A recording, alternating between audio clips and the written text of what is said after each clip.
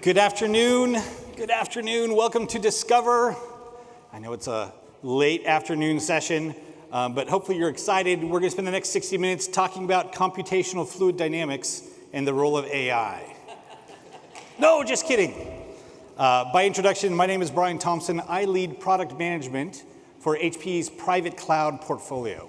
This includes our portfolio of solutions that we provide for private cloud, hybrid cloud, as well as some of the key areas we're going to talk about today around the concepts of disconnected and sovereign cloud solutions. So if we think about the overall market, and those of you here in Europe are even way more aware of this or advanced in many cases than we see with our customers in North America. If we think about a number of different compliance, security, data sovereignty types of use cases and scenarios that we hear from our customers all the time, things that they have to solve for secure sites, secure location, management of data. I think about no public cloud, which is really around how do I control data residency, ensuring that data is not leaving controlled premises or resources or infrastructure under my management. We think about compliance restrictions, and again, as I kind of opened, we think about North America compared to Europe in particular, the emergence of different data privacy, geo-compliance types of rules, regulations, certifications required. This is a huge issue that organizations are facing all the time and looking for how do they solve that. We think about the complexity in procurement, right? We're already dealing with complex IT estates, emerging technologies. How do we leverage this? Now I'm applying that dimension of compliance, geolocality of data, security and controls. This is a challenge. This is a challenge across a number of different industries. You think about the common regulatory things, energy, financial services. We're seeing more and more use cases in the public sector. If I think about defense and government entities, healthcare, manufacturing, these different types of regulatory or data handling types of rules affect everybody. If you think about how HPE has responded to these challenges, how we've worked with customers and partners to address these challenges. The GreenLake Cloud Platform, if you've been following along and working with this, we've really embraced and discovered that so many organizations are truly hybrid in their managing resources, assets, workloads that are occurring today in private and public cloud infrastructure.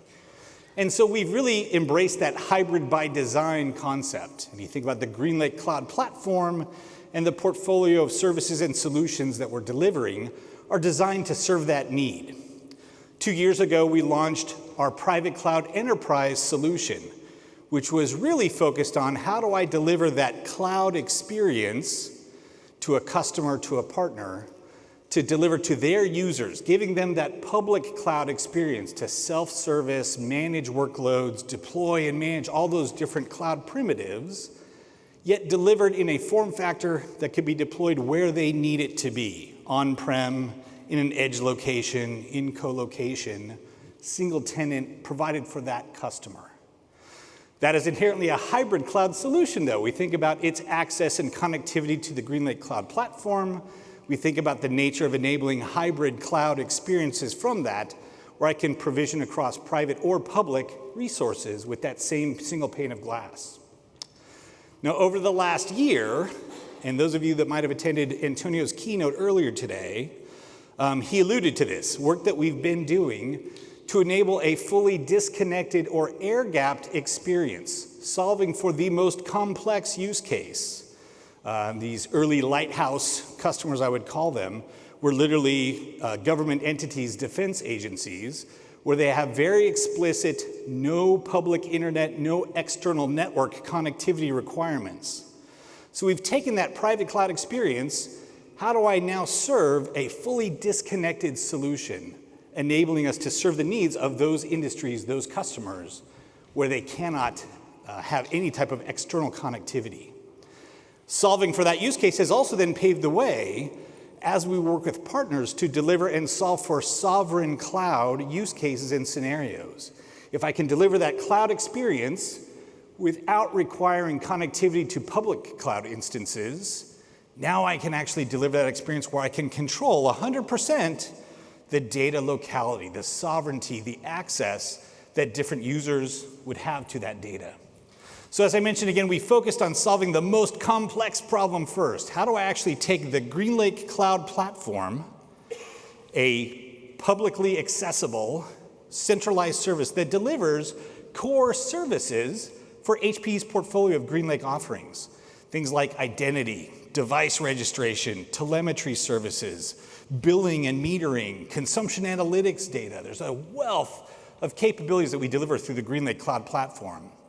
And what we focused on is how do I deliver a local instance of that GreenLake Cloud Platform that can be provided within a very specific location and not require connectivity across any public or dedicated network.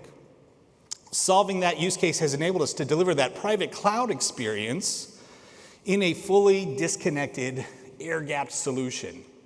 You also heard Antonio talk about our ability to deliver the Alletra MP storage platform using that same concept. My disconnected or dedicated GreenLake Cloud Platform instance allows me to provide the Alletra MP storage platform in a fully disconnected state.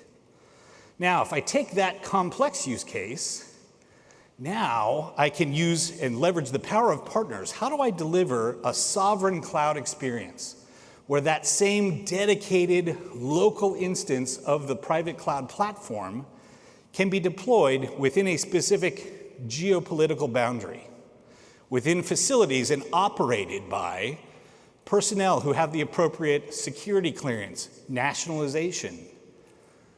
How do I actually enable that experience to solve or deliver sovereignty solutions, sovereign control over that data, access to the data, the operations around that cloud platform? This has been key to enabling that particular experience and addressing those different compliance needs of customers in these different markets where I have data sovereignty or other compliance requirements that go into that. Now, if you think about statistically, what does sovereignty mean in most of those definitions, right? The data and operations for that infrastructure, for that solution, are exclusively owned, controlled, and operated within a particular country or region. This is that key data sovereignty role that we're set to try to solve for. Now, HPE alone can't address that. Thus, the power of our partner network and working with specific certified partners who bring the correct and appropriately required facilities, their hosting facilities or operating on behalf. They bring operations personnel with the expertise, security clearance, nationalization required to deliver these solutions. If you think about the overall sovereign cloud market or that space, this is already expected to be over $258 billion in estimated spend by 2027. This is based on an IDC report. And continue to grow at over 26% year over year. This is not going away. The complexity to deliver this is not going away anytime soon. We think about the broader key challenges to establishing or serving these different compliance needs. This is based on an Accenture survey looking at the evolution and maturity of sovereign cloud solutions in Europe in particular. 59% of those surveyed came back noting that the complexity of the different regulations, guidelines, compliance, they don't believe that they can meet and implement in time because of that complexity. Many of them also acknowledge the lack of cloud or compliance competencies internally. They lack the specific resources to ensure their operations or meet those different needs. And we think about 52% looking at it, the lack of alternatives, even from the hyperscalers or public cloud options. What is their path to actually delivering or operating their workloads and achieving or maintaining these different geo-compliance requirements? And then again, I think it still goes back into that overall view of the changing or evolving regulations, changes that continue to evolve and staying up with, and ensuring that they can deliver that in a compliance way. So to build on that, I'd love to call up one of my colleagues, Xavier Poisson, to talk about and share things that he's seeing from a market specifically and kind of evolution of sovereign requirements in Europe in particular. Xavier?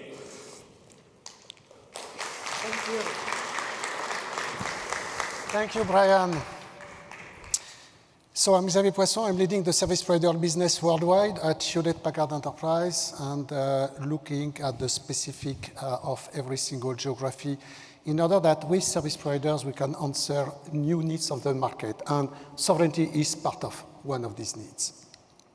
So if we look at this slide, I took this slide out of the Draghi report for the ones who are in EU. This is a very, very big study that has been released in September 24 by Draghi, looking at the state of Europe from an economic and productivity perspective. And this is really a drama, because you see how the situation has evolved since 2000.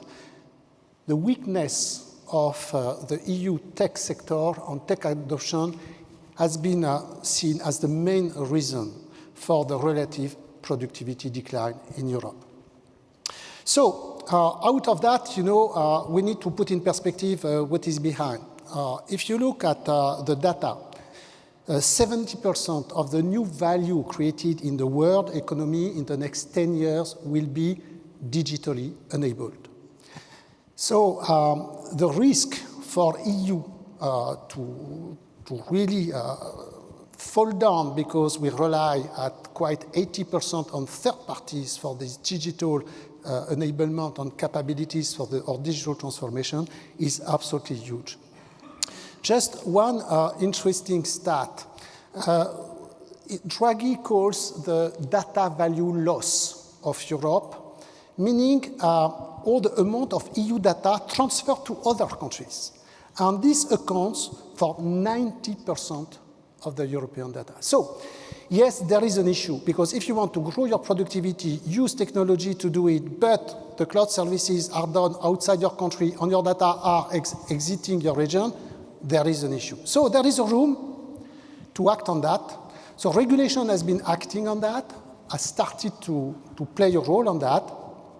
And certainly the rise of national sovereign cloud is popping up everything in Europe. Now, having sovereign cloud is certainly a way to put more dynamic in the EU economy. At the same time, if it will strengthen local service providers, it may also make cloud adoption more expensive or more complicated. And sometimes it may not solve what is called the lock-in problem into some technologies. So at the end of the day, there is the issue of how you raise your data economy using sovereignty and security, and at the same time avoid the vendor locking effect for the end-user customer, and also provide to the end-user customer a very rich catalog of services as they would find it with hyperscalers. And this is the very big challenge that we are facing. And this is what HPE has tried to do with what has been explained by Brian Thompson just now. In fact, what we want to do is to strengthen the sovereignty for Europe, but at the same time ensure that this can be easy and affordable for everyone, not to have the cost of cloud climbing because it is sovereign. So this is not possible. People are used to it, so we need to do it. Now, what we have seen also is that in Europe, we believe that trusted ecosystems of service providers can answer very big RFPs. And if we were able to have a technology putting in some geographies in Europe the GreenLake cloud platform operated by some service providers, in this case, they can group joint forces together also and better answer some very big RFPs that they could not do before. At the end, what is guiding us, our North Star, is the end-user customer. And the service providers are all partners to go to the end-user customers. But the end-user customers needs to have the choice. So what have we done? So this has been the approach of HPE during the past 3-4 years to really create the capability in order that service providers can be, one, certified to the highest regulations, and second, get to this sovereignty badge that is required now to act in some countries in Europe for some specific sensitive industry RFPs, requests for proposal, or some government one. And it starts with the technology. It starts with the technology and the hardware, because when you look at all the criteria to be certified, the C5, SecNumCloud, the UCS, ISO 27K, the zero trust is fundamental. And HPE has that in what we have built with the hardware. We have also, because we are moving to interoperable cloud between themselves, with microservices discussing with other microservices, that needs to be trusted if you want really to do federation of clouds. Here also, with our technologies such as SPIFFE and Spire, we close the gap with that. We have been working extensively, and this is one of the best of Hewlett-Packard Enterprise, on the supply chain traceability, which is now a very big request from all the criteria when you look at the certification schema. And not to speak about a fundamental today, which is crypto key management systems. And here also, we have done a partnership with Thales in order that we can answer the question. So this part is interesting. This is the fundamental. And at the same time, I told you, avoid the vendor lock-in and enable a rich catalog of services. And this is where, when you look at this pillar on the center and you combine it with the hybrid by design story of what we have been building with Private Cloud Enterprise, the multi-vendor observability, cross-vendors, no vendor lock-in with OpsRamp. Likewise, on orchestration, no vendor lock-in with Morpheus. Here we are in the no vendor lock-in for the end user customer.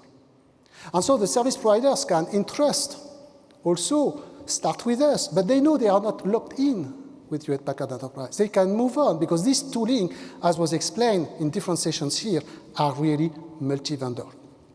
Open standards matter a lot. Here also, when you provide a cloud platform, if it is only VMs, it does not work.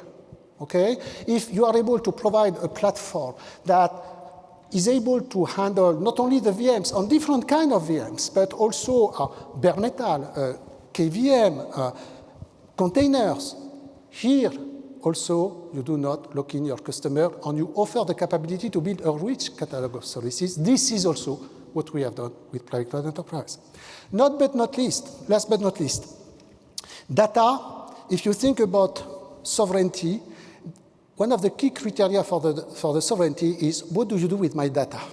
And how I can trust that you will do something with my data without transporting my data somewhere else, or to run a process on my data but not copy it elsewhere. This is the reason why we have the trusted data spaces at HPE with our Emerald Data Fabric. And this is here also a very big effort that Hewlett-Packard Enterprise has done, working with the Gaia-X in Europe, in order to look at the principles of Gaia-X and to implement the capability to work into an ecosystem, building data spaces in different areas of this ecosystem, enabling that this data is managed by the ones who are operating them, but that the others can have some work on this data without moving this data. And this is a fundamental also for the trust and for the sovereignty. Then there is the big elephant in the room, the one that was explained by Brian. All of that is good, but if your cloud management console, if your hybrid cloud platform is running at HPE, an American company, or within an hyperscaler, you cannot cope with the situation. Because this is all about trusted operations answering the request from the regulations. And in Europe, there is more and more regulation in some countries asking that you cannot manage your cloud if it is not managed in country, by people in country, by an operator in countries, and so on and so on. And this is the reason why we started 3 years ago to develop what is called disconnected management, metering, and billing for HPE GreenLake Flex, the first version of HPE GreenLake, and this is available. But with HPE GreenLake Flex, you had not all the capabilities of the platform. And this is the reason why we introduce officially the new version of It's not a new version. It is a derivative of private cloud enterprise, which is disconnected or sovereign. And the sovereign is the derivative of the disconnected. In the sovereign, you have a service provider who is in a geography, is providing private cloud enterprise to customers in their data center or at the customer premise, and the service provider, not HPE, in an hyperscaler, not an American company, will operate the cloud because the GreenLake cloud platform will be installed within the data center of the service provider. The service provider will operate it end to end. So this is how today, with these three pillars, we answer the questions of how we can provide service providers the right technologies in order that they can serve the markets requiring sovereignty supported by HPE. So what I want to do now is to welcome back Brian, and more importantly, to introduce Luc, who is going to join us. Please welcome Luc Halbardier, who is Strategic Engagement Manager at Deep in Luxembourg.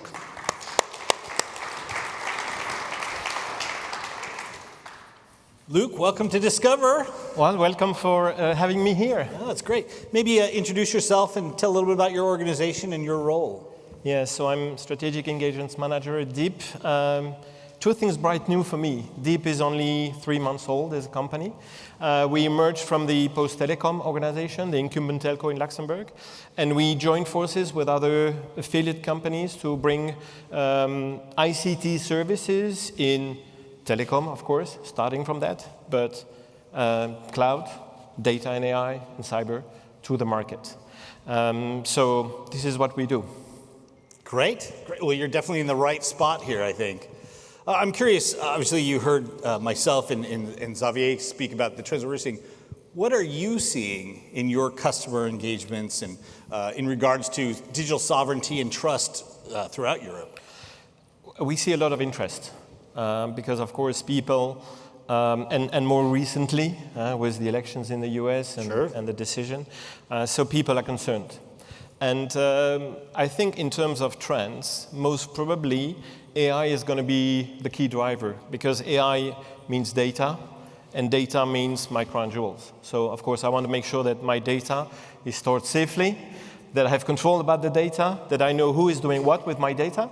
And this is the starting point, at least one of the key trends. But combined to that, of course, we've got all the legacy type of things that, as Xavier was mentioning, we want to make sure that the operations are also under a legal and compliance context that we can possibly locate in a country or in a region. And in the country, from a country perspective, this is what we've been doing in Luxembourg for close to more than 20 years. Yeah. We are a highly regulated, finance organization-driven sector.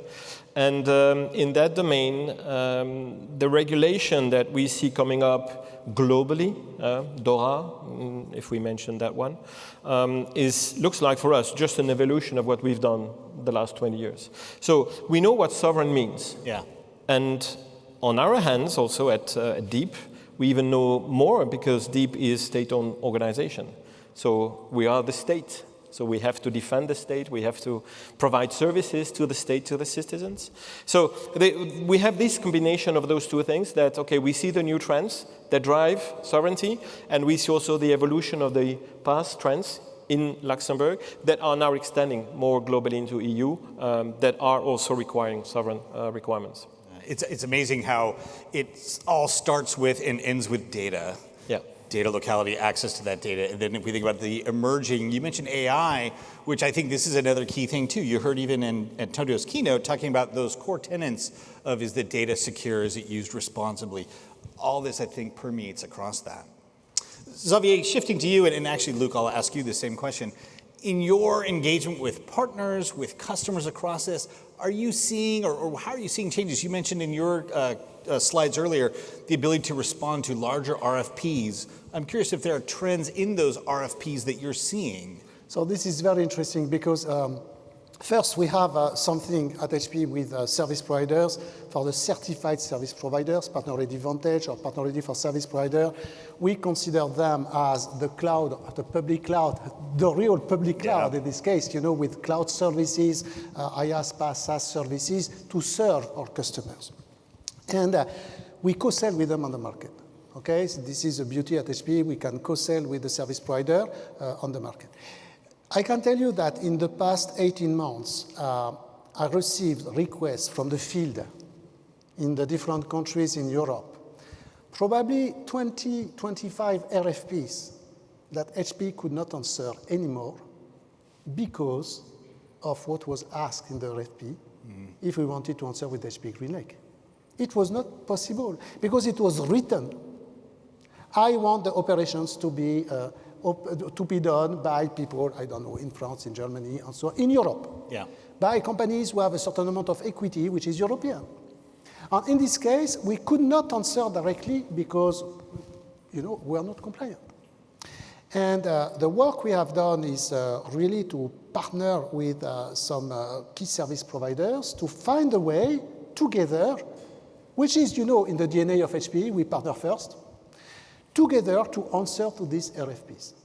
And this is paying off because we see more and more interesting movements between service providers to organize themselves on the market, to have a scale, and sometimes to have 1, 2, 3 service providers unifying their forces to answer together to the RFP to have the scale. But this is definitely a trend. When I say 2025, I am absolutely in the ballpark for the past 18 months, and we have more to come. We have more to come. Yeah. So until now, it was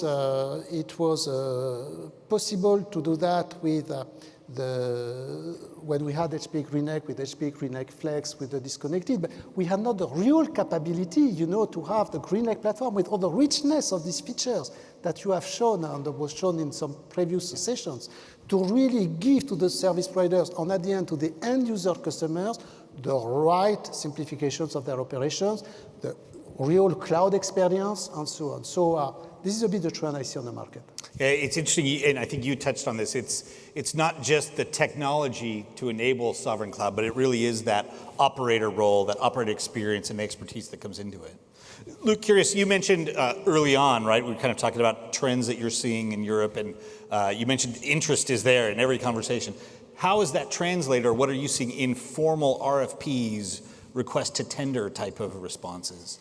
The word sovereign is never mentioned. Yeah. We never see an RFP that says, I want a sovereign solution. Sure. And I think because there is no definition of sovereign. Yeah. And so this is probably one of the challenges, but we can discuss about that, on that afterwards. But what we see in requirements is definitely to make sure that the customers want to ensure, as Xavier was mentioning, ensure that the service provider is guaranteeing to the end customer the idea of sovereignty, what is behind data localization, legal context. No extraterritoriality on the management. Yeah, no, all that stuff, exactly. So this is what we see, and this is written sometimes bluntly in the document, sometimes like hidden between the lines, and we have to read between the lines to understand what needs to be done. So the proximity with the end customer is also helping a lot in making sure that we answer with the right solutions. So it's interesting is you're interpreting direct ask from the customer, who may not be spelling out exactly the driver, but you also have to look at those specific markets and regulations that you're aware of. Like you've been operating in regulated industries for some time.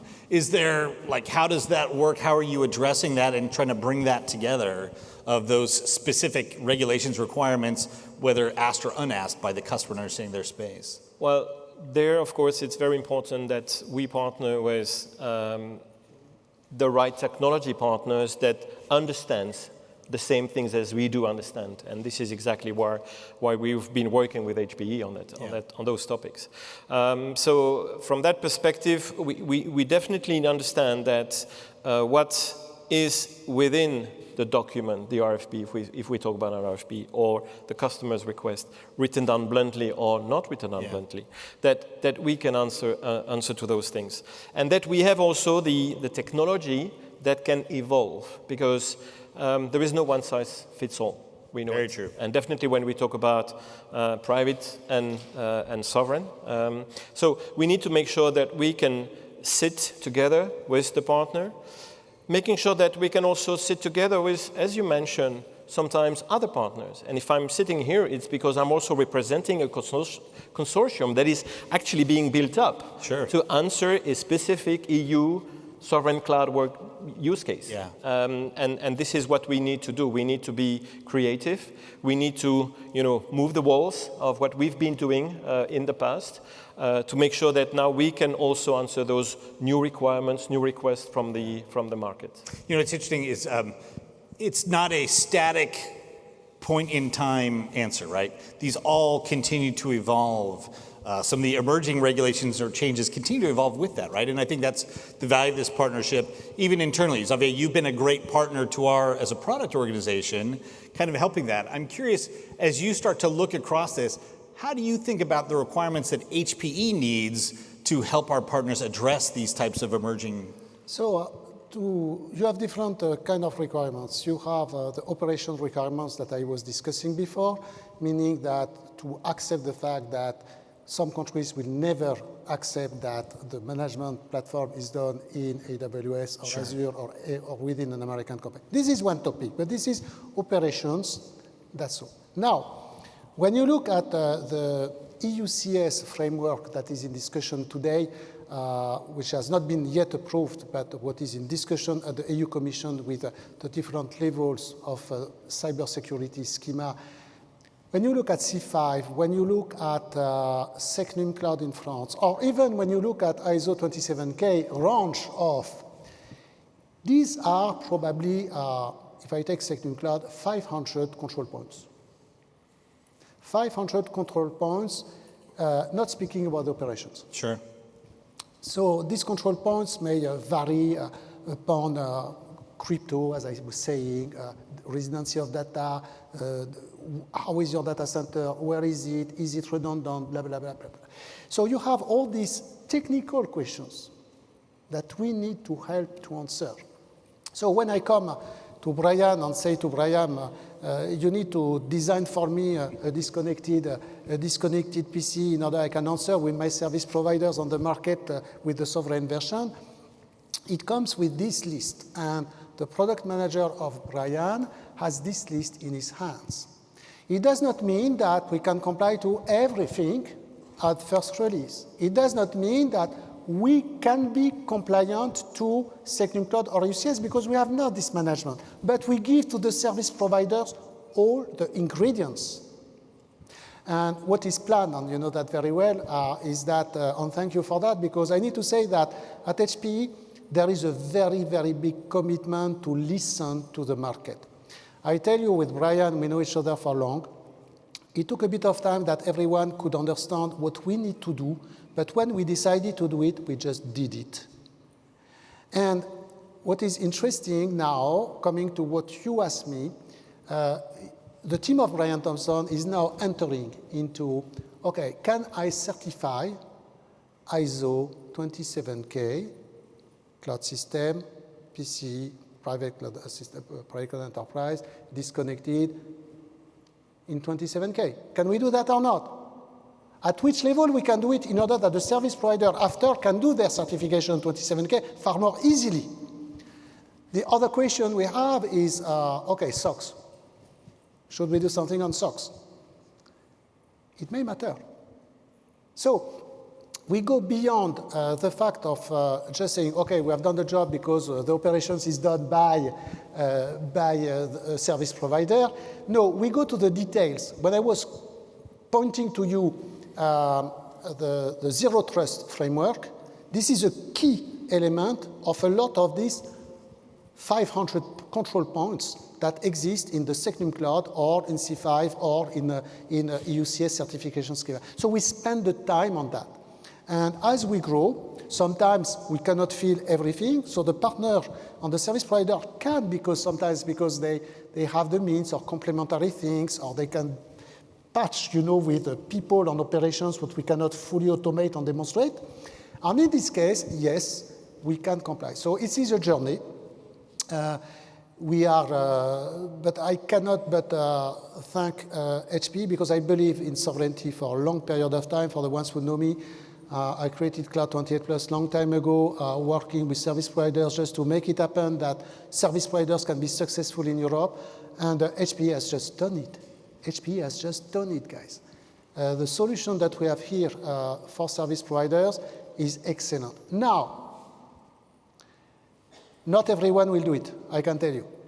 Not every single service provider will be able to do that, because it requires a lot of investment, a lot of capabilities. So for instance, if you have never gone through an ISO 27K certification process, or a C5 or a Secnum Cloud, you cannot hope that I will spend 1 minute with you as a service provider to take this offering. Because we want trusted service provider who go to market with that. Yeah.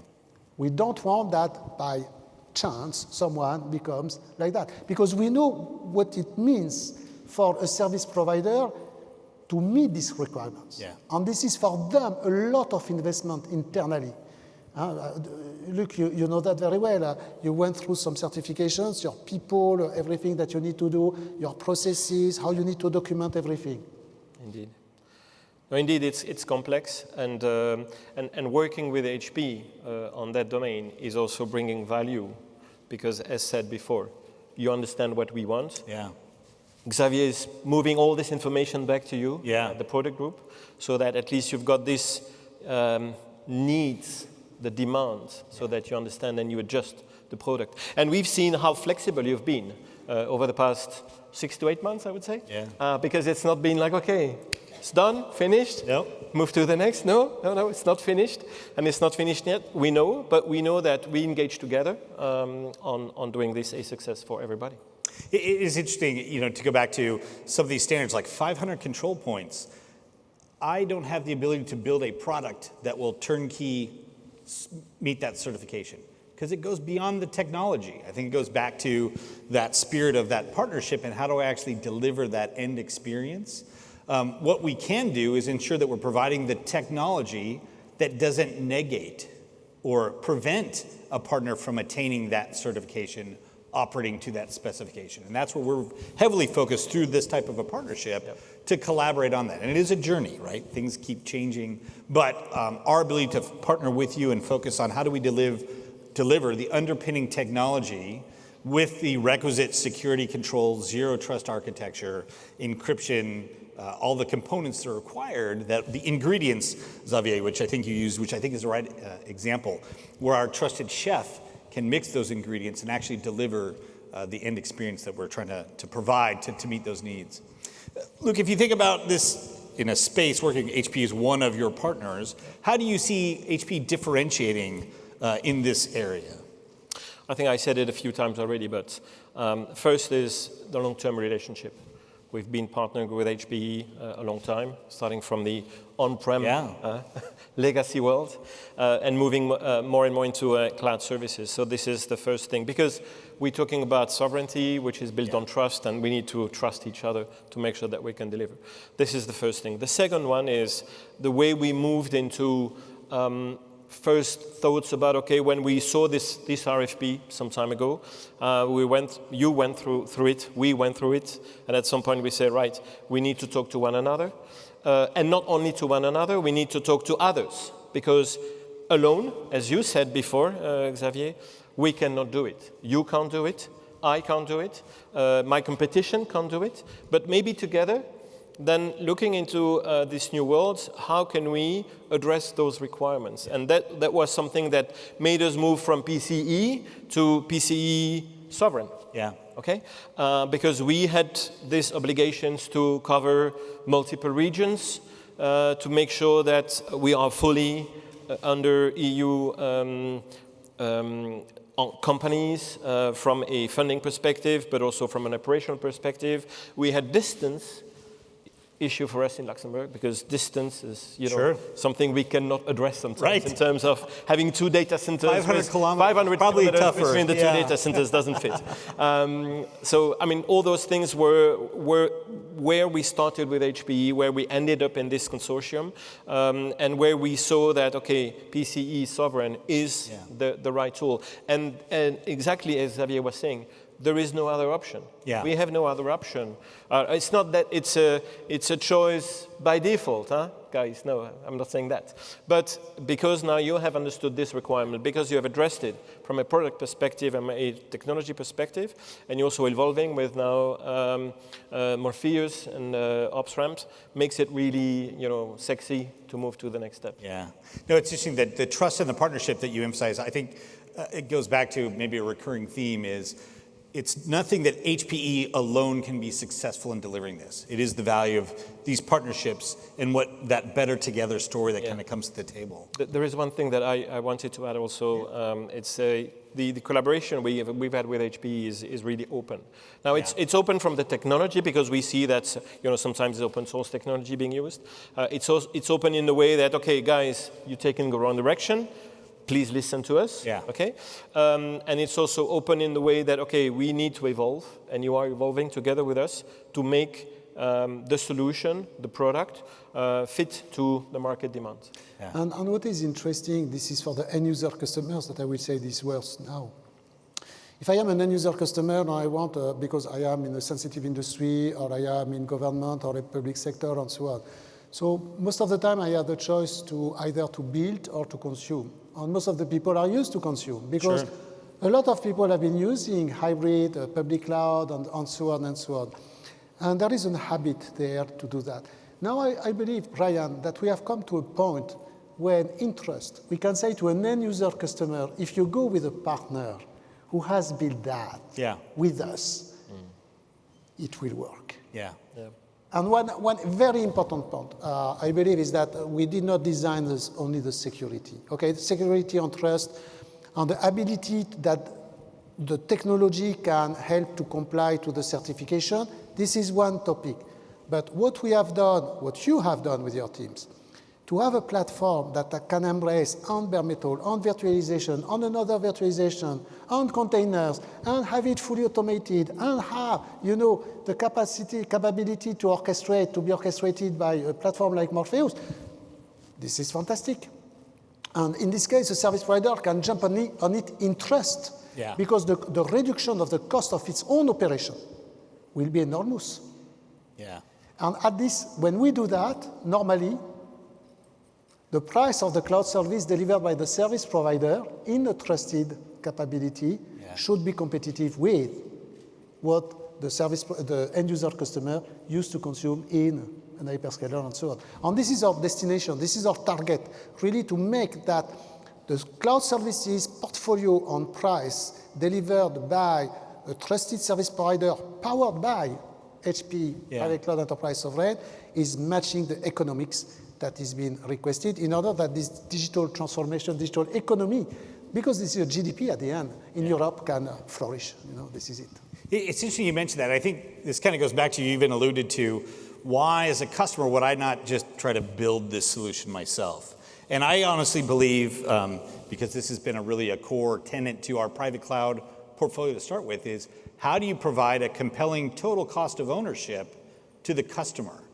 It has to be cost effective for me to actually run my workloads in this environment versus trying to build it myself or run risk or run what I'm going to do, trying to use in public cloud. So I think consuming that technology in a cloud solution that can provide those cloud services, VM, bare metal, container, advanced orchestration across that, enabling that agility of that end user, but again, delivered with the economics needed and with the guardrails around to establish that sovereignty, I think is kind of key. If I were to think of kind of parting thoughts for the audience, like what are the one or two things that you would hope everybody out there took away from our conversation today? I'll have you start there, Luc. Yeah, talking about something totally different. Yeah. Not quantum computing. Oh. But I think you mentioned the Draghi's report. And for me, this must be our key drivers. This must be our Northern Star. We need to, as Europeans, at least Europeans in the room, as Europeans, we need to define our ambitions and execute on our ambitions. Yeah. And the technology is one component, and we need the technology to answer the customers' demands in AI, in compute, and whatever. But we also need to make sure that we address the business needs in a sovereign way. And now we have the technology. We need to address the business. We need to go more into the business, talk about what we do together, making sure that we can reap together the new value, the new revenues that can come from this. So let's be ambitious as Europeans, and let's move together. Love it. Love it. Xavier, how about you? What are the key thoughts that you would hope? So the key thoughts for you guys is that we are ready. And I'm known by some of you, because I know a lot of you in the room and at SPE, I'm known to be bold and to say what I think. We are ready. And when I tell you that, I can tell you, I weight my words, because I respect a lot my service providers. I've been working with service providers for probably 15 years. And I can tell you, sometimes, SPE may not be happy with that, but sometimes I say, no, it's not ready yet. Because I know that you are running a critical infrastructure. Yeah. So you cannot fail, because if you fail, it's all the revenues that are failing. Because the service provider is the telco of yesterday, today. And what I can tell you now, I'm highly confident. And what we are doing with partners such as Deep and others, I do believe that this is a very good answer to what has been highlighted by the Draghi report. And we need to continue, because I will close on that. $1 that we invest in a cloud infrastructure will reflect in between $80 and $200 of data economy according in the country you live in. Think about that. If we have not cloud provided in a trusted way in countries, in Europe, we will fail. And that was my last word. I think the translation works in euros as well, so exactly. That will extend to that. Look, thank you both for your time. Luc, we appreciate your partnership. Thank you. I'm hoping that you do kind of hear that message. HPE and the GreenLake approach to this, as Xavier shared, even early on, we started delivering how do I provide a metered experience that can meet these types of needs, geolocality. Now you're seeing us evolve that. We're delivering that full cloud experience and that portfolio of cloud services that can be delivered in the regions with the compliance needs to reach your government or your entity's roles and requirements, right? How do we serve those workloads with that same transparency and control over those cloud resources? And then, of course, meeting that compliance requirements, security, confidentiality, both of the data itself, controlling access to that data, but that operator persona as well. And we do that through partnership and delivering that experience locally. So thank you all for joining us this afternoon. Really appreciate the time and the opportunity to share this with you. For those interested, we do have our Disconnected and Sovereign Cloud Solutions exhibit out on the expo floor. Come see us at booth 706. See a demo of the private cloud capabilities and how we deliver that model through partners on-prem or in those different geos. And then, of course, there's a contact, my colleague, Corey Mahoney. Please, if you're interested to get this conversation started, don't hesitate to reach out to her. She'd love to hear from you. So thank you again. Enjoy the rest of Discover. Thank you.